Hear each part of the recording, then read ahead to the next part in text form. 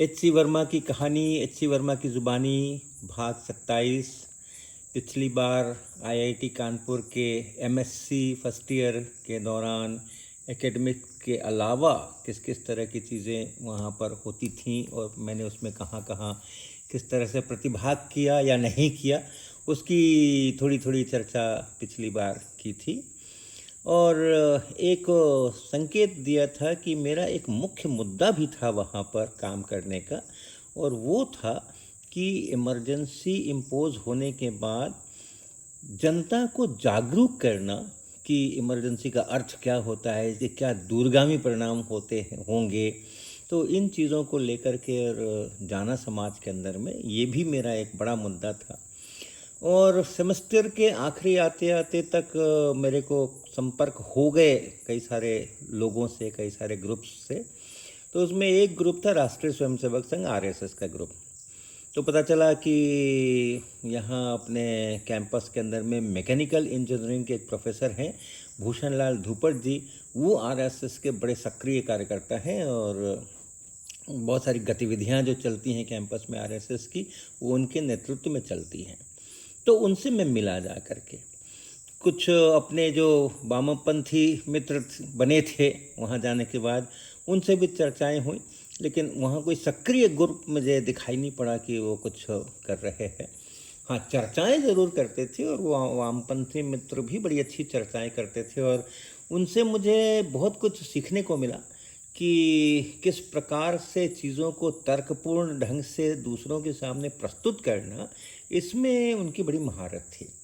तो facts, analysis, उसके interpretations, ये सब उनके साथ जब हम बैठा करते थे तो उनसे सुन करके और हम उससे सीखा करते थे।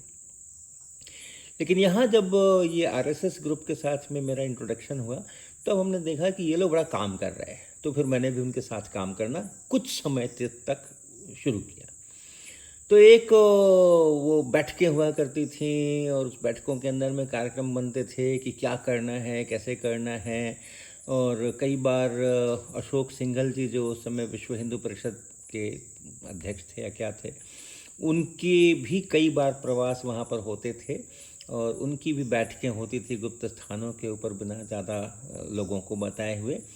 और एक जनता समाचार नाम से एक पन्ने का, यानी दोनों साइड लिखा हुआ, एक A4 साइज टाइप का पन्ना, उस पर दोनों साइड छपा हुआ, ऐसा एक जनता समाचार बीच बीच के अंदर में निकला करता था। और वो कई बार हमें शहर से वो आता था किसी प्रकार से, और यहाँ पर अपनी बैठकों के अंदर में हमें बताया जाता था कि देखो ये छपा है और इसको हमें पहुँचाना है, लोगों तक पहुँचाना है। तो उसके अंदर में पूरी घटनाएं रहती थी, समाचार रहते थे कि इमरजेंसी में किस प्रकार से प्रताड़नाएं हो रही हैं, इमरजेंसी में किस प्रकार से जो सरकारी मशीनरी है वो आम लोगों को परेशान कर रही है, किसको जेल में डाला, किसको मारा, किसको पीटा, किस पर क्या धाराएं लगाई। और उस समय में एक नसबंदी का भी थोड़े दिन के बाद कुछ चला था चक्कर। तो उस तरह की जो खबरें होती थी, जिसमें कि लोगों को पता चले कि जो मेन स्ट्रीम अखबार हैं उनमें जो केवल अच्छी अच्छी बातें निकल रही हैं कि ट्रेनें समय से चल रही हैं और ऑफिस में सब लोग समय से आ रहे हैं, उनके अलावा बहुत कुछ गड़बड़ भी हो रहा है देश के अंदर में। क्योंकि पूरे प्रेस पर सेंसर था, पूरे प्रेस पर सेंसर था। कोई भी अखबार, कोई भी ऐसी खबर नहीं छाप सकता था जिससे कि कहीं भी सरकार की छवि पर कोई भी आँच आए। और बहुत सारे जो हमारे अच्छे स्पीकर, राजनेता थे, वो तो जेल में थे ही, बहुत सारे सामाजिक कार्यकर्ता वो तो जेल में थे ही थे। तो कुल मिलाकर के एक आम जनता को वस्तु स्थिति जानने के लिए कोई बहुत उपाय थे नहीं। तो ये जो जनता समाचार छपा करता था, उसमें इस प्रकार की खबरें होती थी, और वो हम लोगों को कहा जाता था कि आप इसको पहुंचाओ, लोगों तक पहुंचाओ। तो मुझे याद है कई सारे कार्यकर्ता उनके लगते थे और मैं भी उसके अंदर शामिल हो गया था। तो उसमें वो पोस्टर को लेकर के, पोस्टर नहीं, वो एक पेज का जो पन्ना होता था, पत्रक कहते थे, पत्रक बोला करते थे उसको, वैसे उसको अखबार भी बोलते थे, जनता समाचार। तो उसको फिर अपने स्टूडेंट्स में, हॉस्टल में, हॉल 2 में कमरों में स्लिप करना, ताकि बच्चे जब देखें उसको तो पढ़ें, और स्लिप करते समय बिल्कुल पता नहीं चलना चाहिए कि किसने स्लिप किया है। तो ऐसा तो सवेरे के समय, अमूमन सवेरे के समय 3 बजे, साढ़े 3 बजे, और हम लोग अपने अपने हॉस्टल के अंदर में, मैं अपने हॉस्टल के अंदर में निकला करता था, और चादर वादर कुछ डाल करके, शॉल डाल करके, और उसके अंदर में वो सब पन्ने ले करके, और फिर जिस कमरे की बत्तियाँ, अमूमन उस समय सभी कमरों की बत्तियाँ बंद ही होती थी, तो दरवाजे के नीचे से वो स्लिप करना। फिर सवेरे जब लोग उठें तो दरवाजे के नीचे कुछ कागज़ पड़ा है तो उठकर देखें, पता नहीं किसने डाल दिया, ऐसा। फिर जो अपना मेस था उसके सामने में दीवार के ऊपर उसको चिपकाना, तो कुछ गोंद वोंद पहले से थोड़ा किनारों पर लगा करके ले जाना, देखना, क्योंकि कोई देखे नहीं, कोई चौकीदार, कोई सुरक्षाकर्मी हमें देखे नहीं, तो उन सब से आँख बचा करके और उसको पोस्टर को वहाँ पर चिपकाना दीवार के अंदर में। ये तरह की गतिविधियाँ हुआ करती थी। फिर अपनी बैठकें जो होती थी उसके अंदर में कई सारी चर्चाएं होती थी, मॉरल बूस्टिंग होती थी, लोग बहुत काम कर रहे हैं और ऐसा नहीं है कि कोई वॉकओवर दिया जा रहा है, तो वो सब चलता था। लेकिन धीरे धीरे वो आरएसएस के ग्रुप के साथ में मेरे संबंध कम होते गए, हालांकि बने रहे, हमेशा ही बने रहे, लेकिन सक्रिय कार्यकर्ता के नाते जो काम मैंने वहाँ पर किया वो कुछ दिनों के बाद वो कम होता गया। लेकिन अपनी मित्र मंडली में इस विषय को छेड़ करके, उसमें से कौन हैं जो कि कैसा रिस्पॉन्स करते हैं, उसके अनुसार बातें आगे बढ़ाते हुए अपने विद्यार्थियों का ही एक अलग ग्रुप बन गया। एक राजीव नाम के थे हमारे एमटेक के विद्यार्थी, वो इसके अंदर में उन्होंने नेतृत्व किया, और साल भर में समझिए कि लगभग 70 से 75 विद्यार्थी उस ग्रुप के अंदर में जुड़ गए, और हम सारे लोगों ने ये तय किया कि हम लोग सीधा आईआईटी कैंपस के आसपास के गांवों में जाएंगे, ग्रुप्स बना बना करके, और वहाँ पे लोगों से सीधा संवाद करेंगे। तो हर एक सैटरडे संडे जब क्लासेस नहीं होती थी, 5 दिन का सप्ताह होता था, तो टोलियां बनती थीं। पहले बैठ करके हम लोग वहाँ, जो लोकल मेस के कर्मचारी होते थे और लोग होते थे, सुरक्षाकर्मी होते थे, माली होते थे, उनसे हम लोग बात बात में पूछ लिया करते थे कि कौन से गांव हैं, क्या नाम है गांव के, आसपास में किधर से रास्ता है, किधर जाते हैं। तो कुछ उनसे डायरेक्शंस वगैरह हम लोग ले लिया करते थे। उनको पता नहीं होता था कि क्यों ले रहे हैं। हम कहा करते थे कि भाई हमने गांव कभी देखा नहीं, हम तो शहर से आए हैं, यहाँ पे एडमिशन हुआ है, तो छुट्टियों के दिन हम थोड़ा गांव में घूमना चाहते हैं। तो बड़े प्यार से वो लोग बताते थे कि हाँ यहाँ ये गांव है, यहाँ वो गांव है, इतनी दूर पर ऐसे है, वहाँ से ऐसे रास्ता चलता है। तो उसके अनुसार फिर अपनी टोलियाँ बनती थीं, और एक टोली में 3 विद्यार्थी या 4 विद्यार्थी, अमूमन 3 या 4 ऐसी, और उनको एक टारगेट होता था कि इस वीकेंड के अंदर में हमें यहाँ यहाँ यहाँ यहाँ जाना है। 3-4 जगह का टारगेट अगर मिल गया हमें तो जाना है।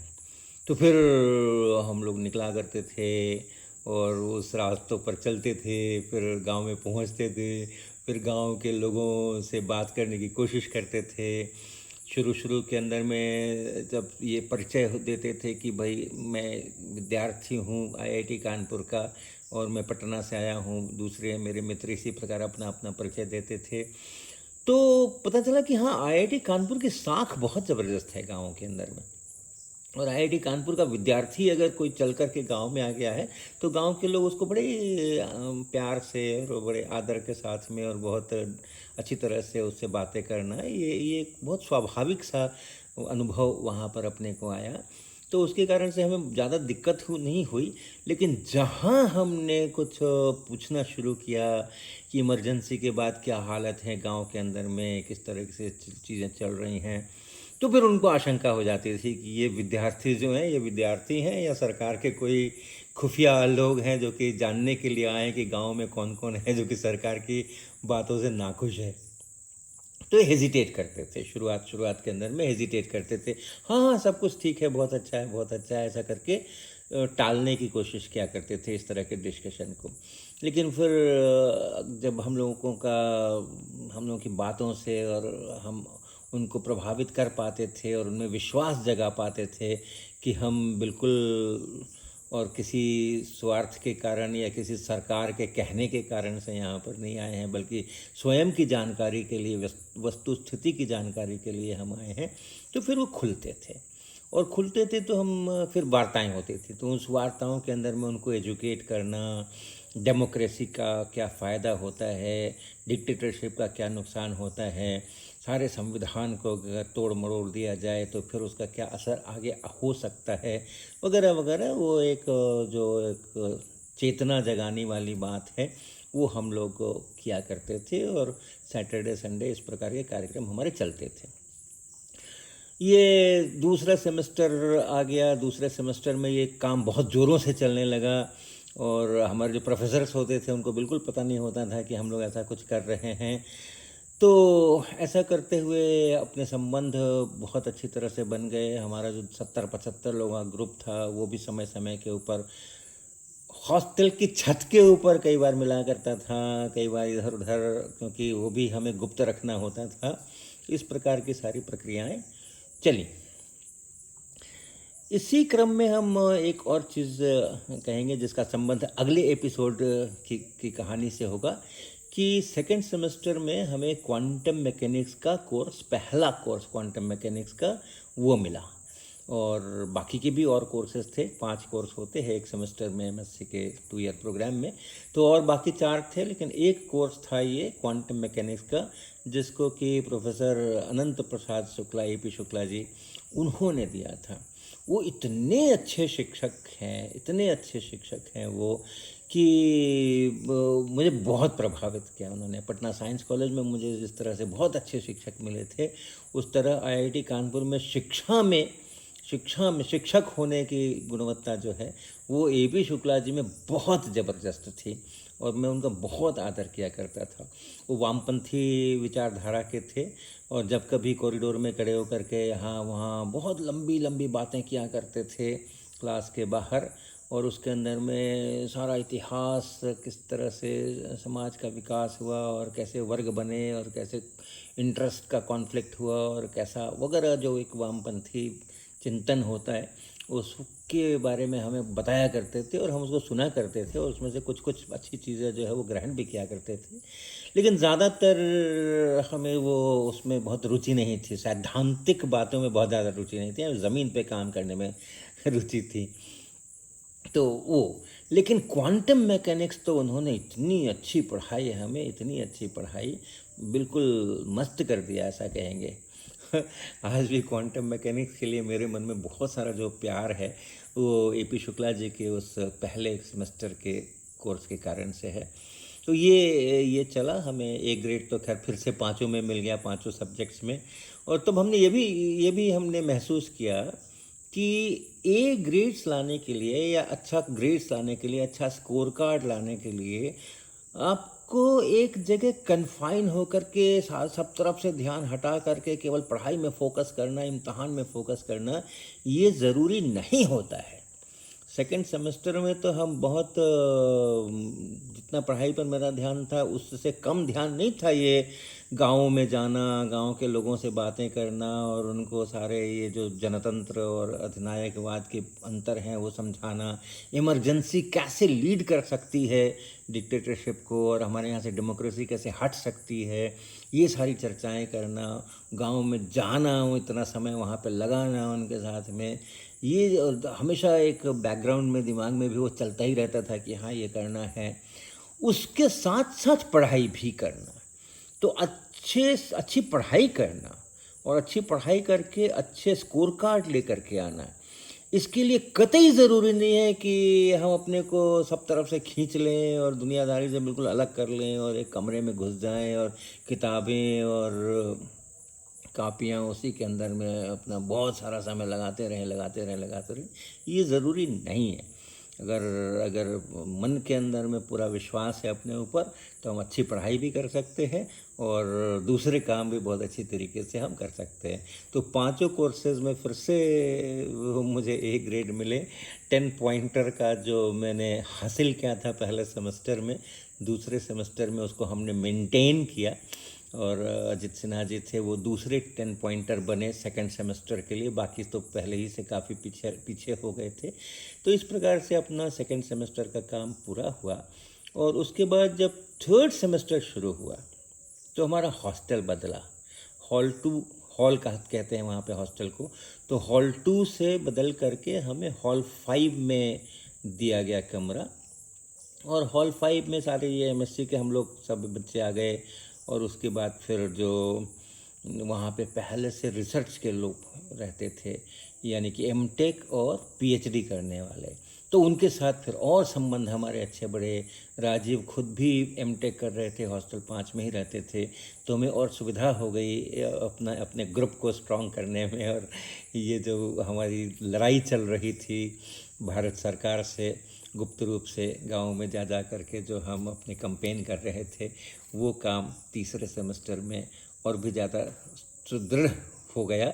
और तीसरे सेमेस्टर की एकेडमिक भी बड़ी बातें हैं, बड़ी सुंदर सुंदर बातें हैं, अच्छी अच्छी कहानियाँ उसकी भी हैं। और इस एंटी इमरजेंसी ड्राइव की भी अच्छी अच्छी कहानियाँ हैं। तो वो फिर अब अगली बार